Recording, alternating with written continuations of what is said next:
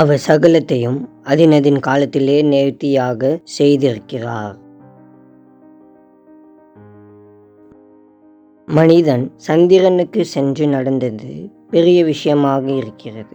ஆனால் மனிதர்கள் மீதுள்ள அன்பினால் இறைமகன் இயேசு கிறிஸ்து பூமியின் மேல் நடந்தது அதைவிட பெரிய விஷயமாகும்.